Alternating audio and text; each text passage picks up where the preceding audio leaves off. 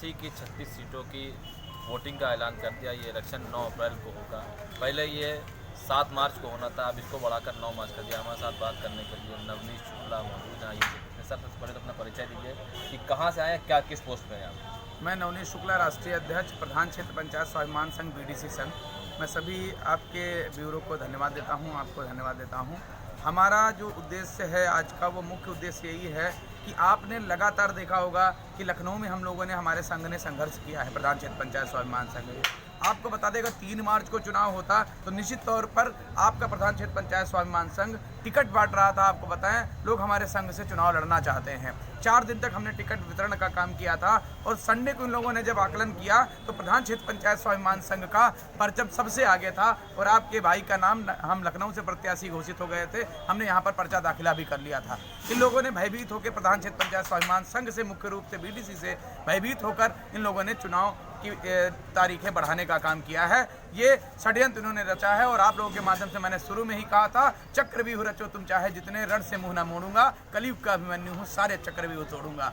अब की बार बीडीसी सरकार बनेगी, निश्चित तौर पर हम लोग 36 सीटों पर चुनाव लड़ेंगे और दमखम से लड़ेंगे, सामदन भेद से लड़ेंगे और जैसा चाहेंगे हाथ से हाथ लड़ेंगे। और सब बूढ़े शेर हैं, हम लोग नौजवान हैं और अच्छे से लड़ेंगे। और पंचायती राज की इलेक्शन की शुरुआत हुई है तब से ये माना था जहाँ जिसकी सरकार होती है वही ये चुनाव जीतता है, तो आप किस तरीके से इसका सामना करें, कैसे लड़ेंगे? महोदय, इस बार की स्थिति ऐसी है कि पहले जैसे कि बच्चा पैदा होते उसको बता दिया गया था कि आप गुलाम रहोगे, अंग्रेजों की गुलामी करोगे, तो वो गुलामी की तरफ चलता रहता था, कभी आवाज़ नहीं उठाता था। जैसे 1947 में हमें आज़ादी मिली, गांधी जी ने सपना देखा स्वराज का और बाबा साहब के ग्रंथों में उन्हें व्यक्त करना था, उन्हें हमें वर्णित कराना है। तो अब की बार हमारा बीडीसी जाग चुका है, वो अब बिकेगा नहीं। उसको हम लोगों ने मनरेगा में काम दिलाने का काम किया है। पहले वो चुनाव लड़ते थे कि हमको प्रमुखी के चुनाव में, एमएलसी के चुनाव में 10-5 मिल जाएगा। आप सर्वविदित है, दुनिया जानती है, उनको बिकाऊ नाम देती है। इस कलंक को मुझे मिटाना है और अभी अधिकार दिलाना है और ये कलंक मिटकर रहेगा क्योंकि अब उन्हें मनरेगा में काम मिल गया है। महोदय, थैंक यू। सर महोदय, आपको बता दूं, सत्यता बता रहा हूं, हमारे संघ का एमएलए के चुनाव में कोई भागीदारी नहीं, क्योंकि मेरा संघ पूर्ण रूप से गैर राजनीतिक है। और जो एमएलसी का चुनाव होता है, आप पत्रकार महोदय के माध्यम से बताना चाहता हूं, वो भी किसी सरकार का सिंबल पर चुनाव नहीं होता। ये नाम के आगे वरीयता का चुनाव होता है। नाम के आगे, जिससे नवनीत शुक्ला के नाम के आगे 1 लिखना होता है, वहाँ साइकिल कमल नहीं मिलेगा।